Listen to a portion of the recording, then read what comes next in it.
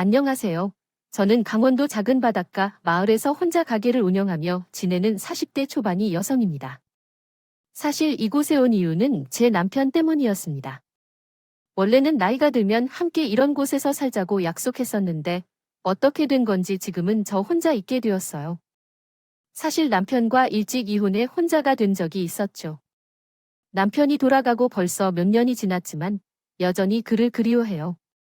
제가 잘해주지 못했던 것이 많아서 그런지 항상 남편에게 미안하고 고맙다고 생각해요. 그런데 이제 와서 죽은 남편 덕분에 또 한 번 사람 아니겠습니까? 남편과 나는 서로 비슷한 사람이었습니다. 우리 둘 다 어린 나이에 부모를 잃고 고아가 되어 가족도 없이 살았죠. 연고도 없고 명절에 찾아갈 친척도 없어서 자꾸 허전하고 외롭게 느껴졌어요. 그래서 우리는 서로를 볼 때마다 서로를 알아보고 끌리게 되었어요. 나의 외로움을 그 사람도 가졌을 거라 생각했고 서로를 사랑하며 챙기고 돌봐주다 결혼하게 되었습니다. 돈도 없고 가족도 없어 결혼식 없이 혼인신고만 해 시작한 결혼 생활이었지만 정말 난죽하기 그지 않았어요. 많이 바빠서 다른 사람들처럼 함께 지내는 것이 힘든 때도 있었지만 함께 있을 때 행복한 순간들도 많았습니다. 사진을 찍거나 결혼식도 올리지 못했고 혼수나 예물 예단 같은 개념도 전혀 몰랐습니다. 그래서 그냥 각자 쓰던 살림살이 챙겨서 살림 합치고 마치 소꿉장난 같은 결혼 생활을 시작하게 됐어요. 제대로 된 거실도 없는 방 한 칸 주방 하나의 월세방에서 시작한 결혼 생활임에도 저희는 무척 행복했습니다. 이제 드디어 서로에게 기댈 수 있는 가족이 생겼다는 생각에 저는 벅찬 기분을 느꼈어요. 늘 저를 걱정하고 챙겨주는 제 남편만 있다면 앞으로 무슨 일이 있어도 다 헤쳐나갈 수 있을 것만 같았습니다. 그렇게 남편과 저는 5년이라는 시간을 무척 즐겁고 행복하게 보냈습니다.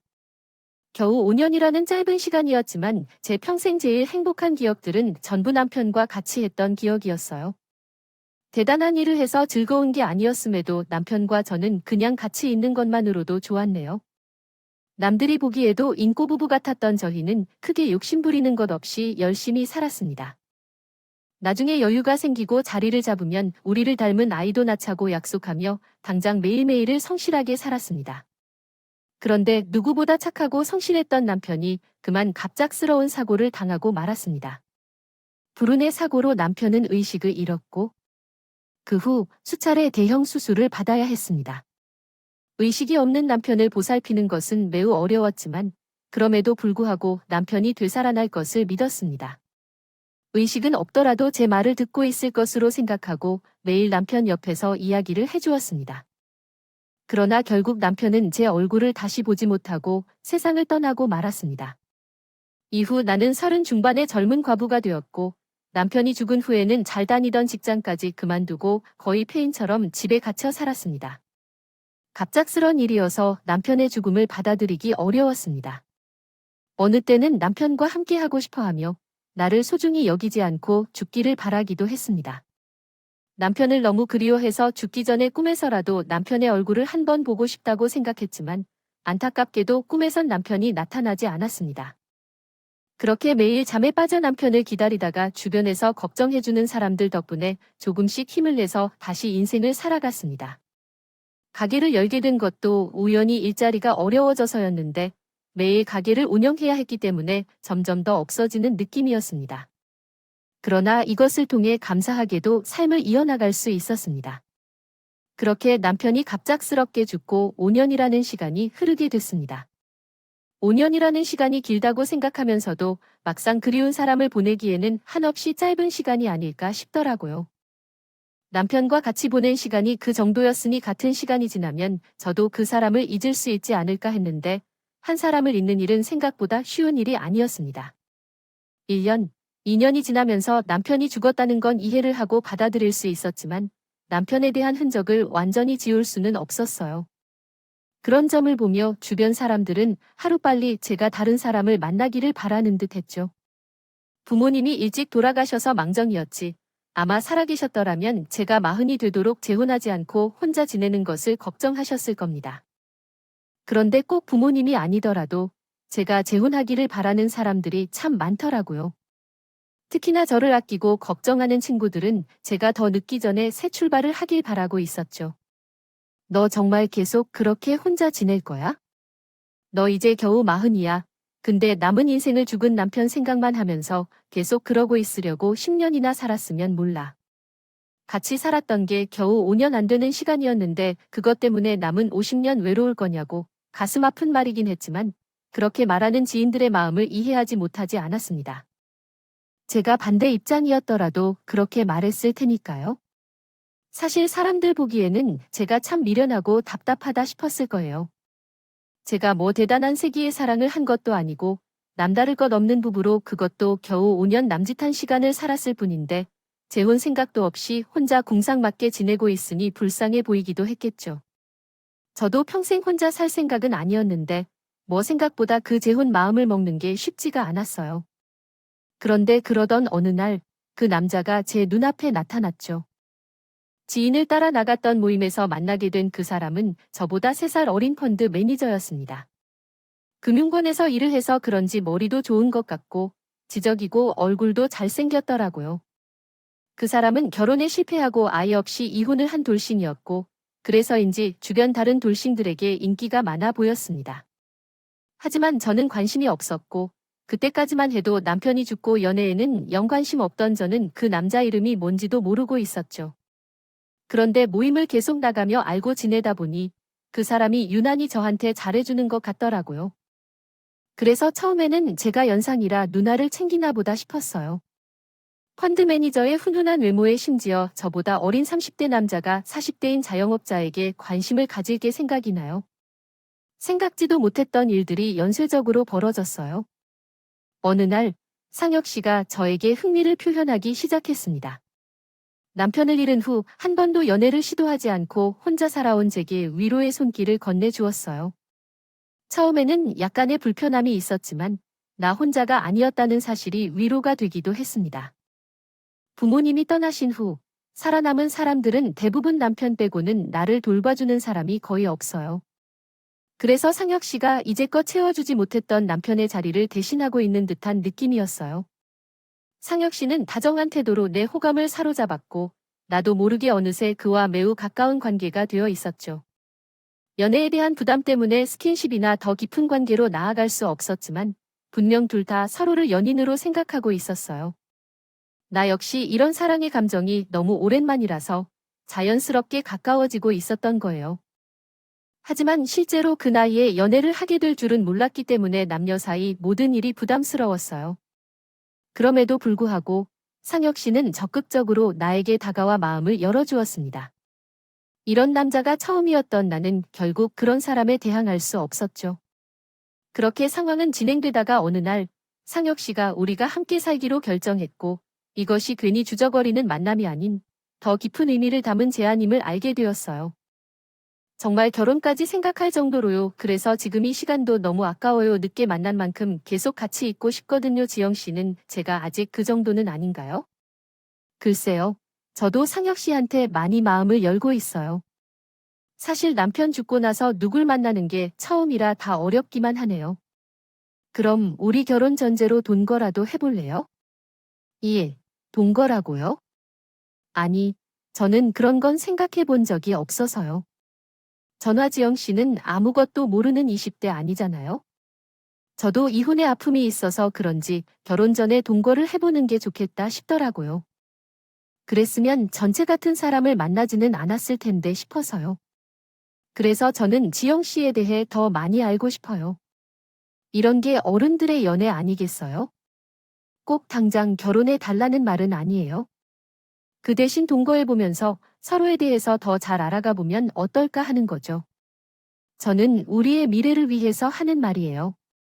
다른 불순한 의도는 없고요. 사실 결혼을 염두에 두고 만남을 이어간다면 동거도 좋은 방법일 겁니다. 저야 남편과 이혼이 아니라 사별을 해서 이혼에 대해서는 잘 모르지만 전처와 성격 차이로 이혼하고 아픔을 겪었던 상혁 씨는 결혼 전에 동거를 해보는 것에 아주 긍정적으로 생각하는 듯 했습니다. 그런 각자의 생각은 충분히 존중해 줄게요. 그리하다 결국 저를 동거할 마음으로 저를 돌아보게 될 수도 있겠지만 지금의 마음으로는 어렵습니다. 나에겐 많은 시간이 필요할 것 같습니다. 그러나 마음이 바뀔지도 모르니까요. 현재로서는 너무 이른 결정이라고 생각합니다.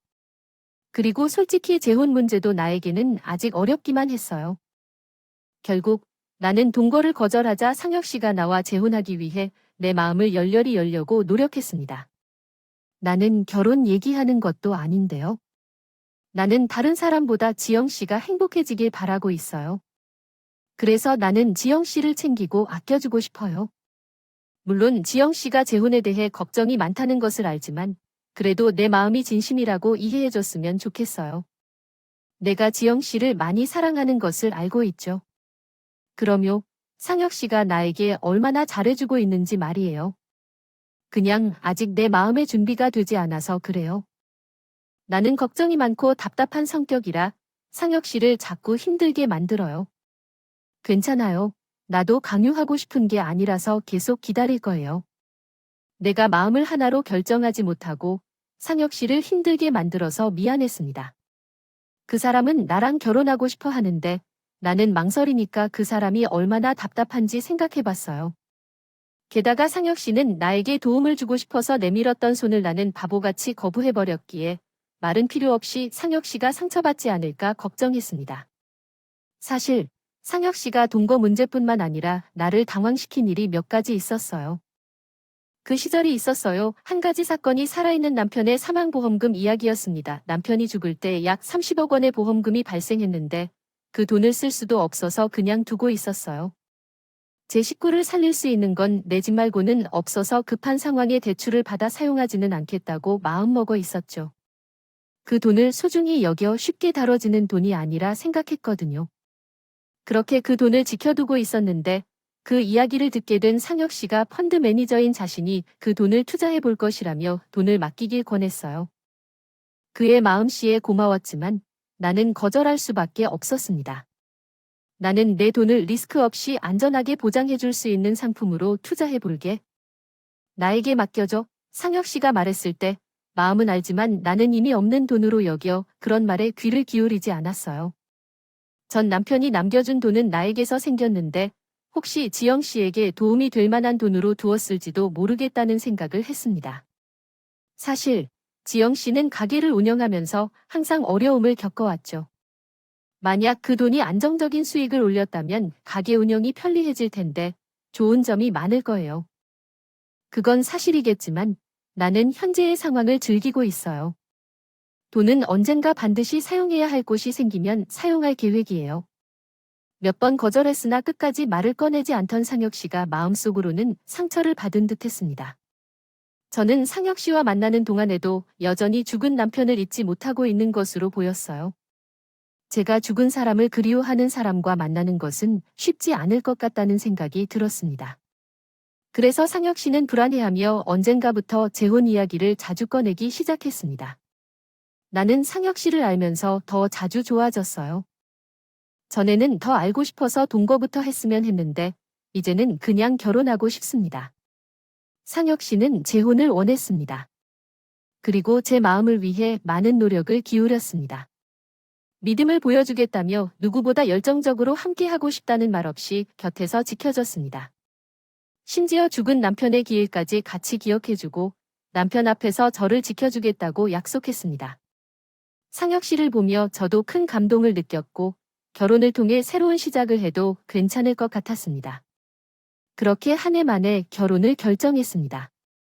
결정을 내리기까지 정말 많은 어려움이 있었지만 지난 1년간 상혁 씨가 보여준 진심에 감사하다는 생각을 지금도 하고 있습니다.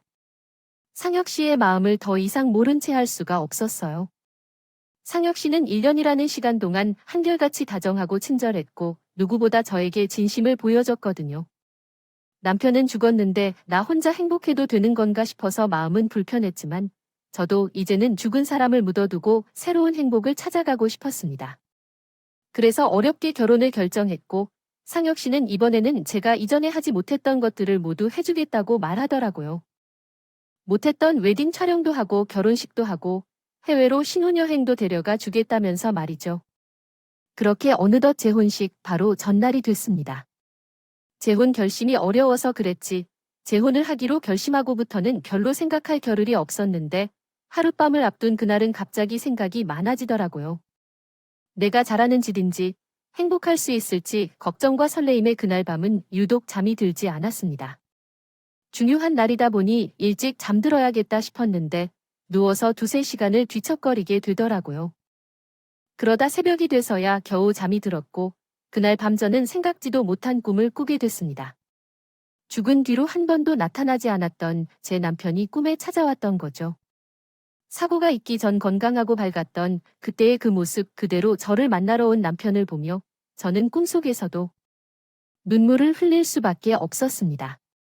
이제는 시간이 꽤 지나서 남편에 대한 추억도 애정도 많이 잊어버렸다고 생각했는데도 그 사람은 제게 여전히 애달픈 사람이었나 봅니다. 그동안 꿈에서라도 꼭 한 번 봤으면 좋겠다 싶었는데 야속하게 한 번도 찾아오지를 않더니 무슨 작정으로 재혼식 전날에서야 찾아왔는지 모르겠더라. 그리고 그런 남편은 꿈속에 나타난 마지막 순간에 제게 결혼을 말리고 있었습니다.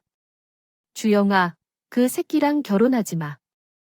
절대 안 돼. 과거로 돌아간 것처럼 별일 없이 제 손을 잡고 걷다가 갑자기 무서운 얼굴로 돌변해서 결혼을 말리는 남편의 모습에 저도 모르게 깜짝 놀라 잠에서 깨어버리고 말았습니다.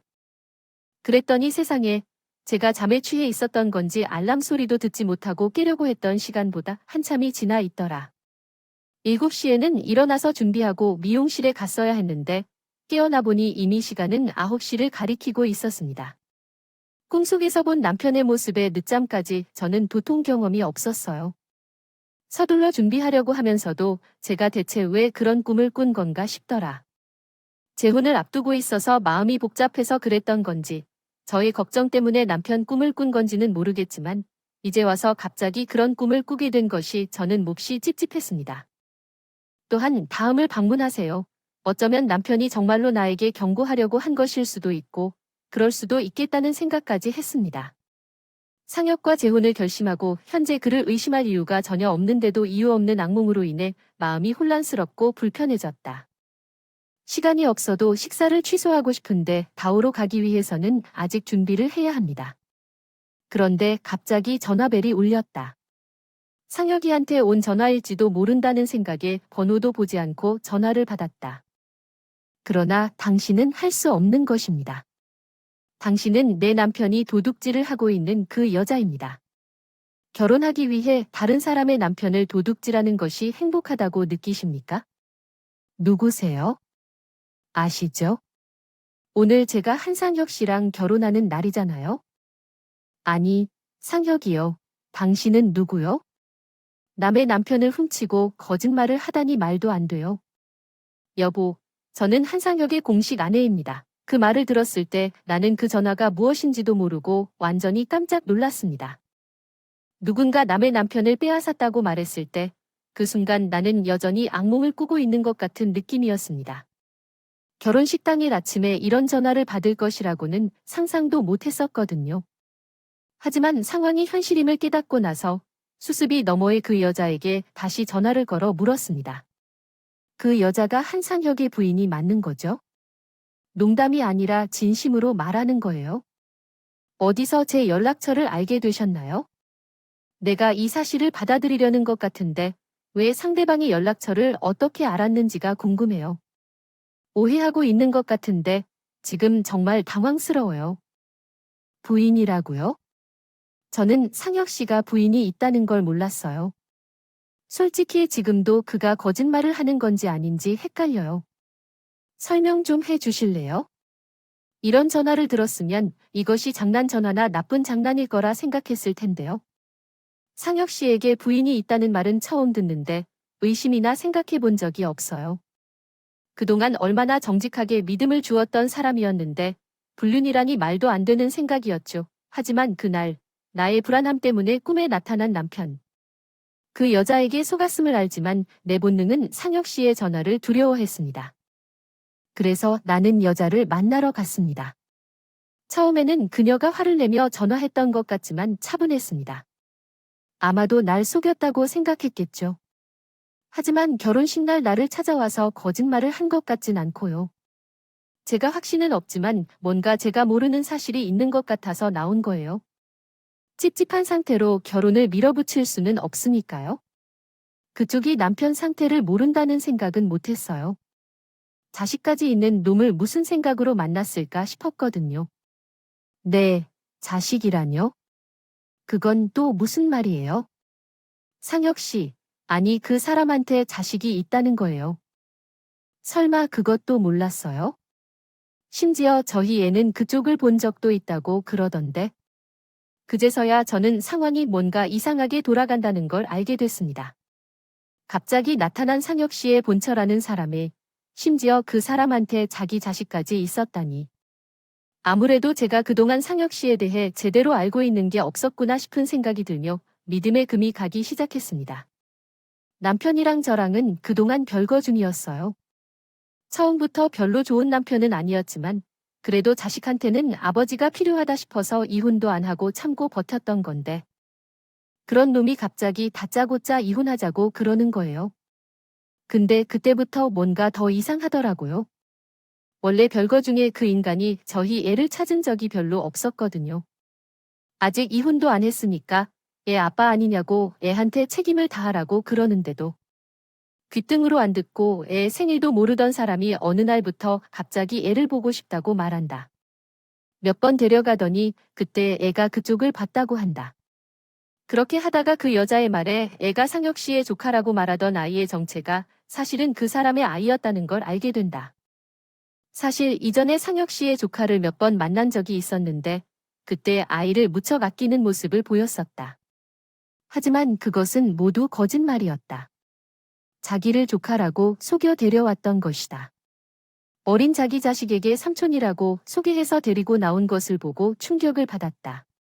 그 사람의 행동을 이해할 수 없었다. 정말 이해할 수 없는 행동이었다. 그 사람이 자신의 자식을 조카라고 속여 데리고 나왔다는 게 놀라웠다. 그러나 마음대로 무언가를 얻고자 하는 목적이 있었을 것으로 추측된다. 결혼한 사실을 숨기고 있는 사람이 자기 자식을 보여주려 한 이유는 무엇일까? 호감을 얻거나 결혼을 유도하고자 했던 것이 아닐까 하는 생각이 든다. 저 역시도 그런 방식으로 속아왔던 적이 있었다. 제가 의외로 가정 주변 이상이라고 생각했던 것이 있었어요. 상혁 씨와 어떻게 재혼을 결심했었나 하는 것이었죠. 사실로는 언젠가 첫째로 다가온 그 사람이었으며 그들이 먼저 호감을 표현한 사람은 상혁 씨입니다. 그 시절에는 남편을 잊어야 한다는 것을 알면서도 그러지 못했기 때문입니다. 그러나 이러한 상황 속에서 상혁 씨를 알게 되었고 상혁 씨는 새로운 시작을 원했습니다. 처음부터 동거에 대해 이야기를 꺼내었기에 그 사람은 빨리 재혼을 원했던 것 같았습니다. 그러나 제가 여러 이유로 망설이고 있어서 상황 이해에 어려움이 생겼을 것 같습니다. 아마도 제가 그 사람에게 쉽게 신뢰하지 않음으로써 재혼을 결심하지 못했기 때문일 것입니다. 상혁 씨는 자신이 얼마나 가정적이고 좋은 사람인지 제게 보여주고 싶어 했던 것 같습니다. 또한 아이들을 좋아한다는 것을 알아챘기 때문에 어린아이에게 친절함을 보여줌으로써 제게 좋은 영향을 미치려고 했을 것입니다. 그의 행동으로부터 정의롭고 다정한 사람으로 보였지만 그것은 제게 속이려는 행동이었습니다. 이 사실은 마음을 아프게 했습니다. 6살밖에 되지 않는 아이에게도 거짓말을 하게 해서 상처를 주었기 때문입니다. 이 대화는 참으로 충격적이었습니다. 결혼 생활 중 이런 어려움에 마주하다니 정말 안타깝습니다. 저는 제 한국어로 최선을 다해 해석해 보겠습니다. 이 사람은 자기 아이를 보러 오게 하겠다고 말했다고 했는데 진짜로 얼마나 충격적인지요. 그 사람은 아버지로서도 자격이 없어서요. 그것을 알게 되어서야 지금 그분을 찾게 된 거예요. 그런데 다른 여자를 만나서 결혼했다는 게 정말 충격적이었어요. 그 때문에 결혼을 하자고 노래를 불렀다고 하더라고요. 지금 두 분은 아직 결혼 상태인가요? 사실 이혼 서류를 제출한 지 얼마 안 됐어요. 저는 그런 사실을 모르고 있었는데 그 사람이 계속해서 꼬시니까 속이 좀 타서 이혼을 하자고 했어요. 비록 사이가 좋지 않았지만 서류상으로는 여자가 있는 사람이 오히려 저한테 다가와서 재혼까지 제안했다는 게 너무 당황스럽더라고요. 그런 사실을 몰랐을 뿐만 아니라 그분과 부정관계를 가지고 있었네요. 게다가 제 전화를 받지 않았다면 아무것도 모르고 저녁에 결혼할 뻔했으니 충격은 심했어요. 세상에 이런 인간이 어떻게 존재할 수 있는지 참 의아했습니다. 지금 그 사람을 찾아가서 그 얼굴에 땅 쏟고 싶었지만 그 사이에도 그런 사람을 믿어버린 저 자신에게 더 실망했어요. 혼자 외롭고 힘들다고 해도 그런 사람에게 빠져들 수 있다는 게 어떻게 가능한지요. 결국 죽은 남편을 두고 결혼한 제 잘못이 크다고 생각했습니다. 그리고 그제서야 나는 사기꾼에게 제대로 당하면서 완전히 패배할 뻔했던 일을 겪었어요. 그 모든 상황을 알게 되고 나서 나는 더욱 두려워졌어요. 그 전에 나의 남편 앞으로 나온 사망보험금을 가지고 투자를 하자는 이야기도 이제는 심각하게 느껴지게 되는 거야. 그때까지는 나는 그 사람을 걱정하고 도와주고 싶어서 그런 이야기를 하는 줄 알았어. 그 놈이 아주 센스 있게 나에게 다가왔던 거야. 나는 어떤 식으로든 남편이 나를 구해주고 싶어서 내 꿈에 나타났을 거라고 확신하게 됐어.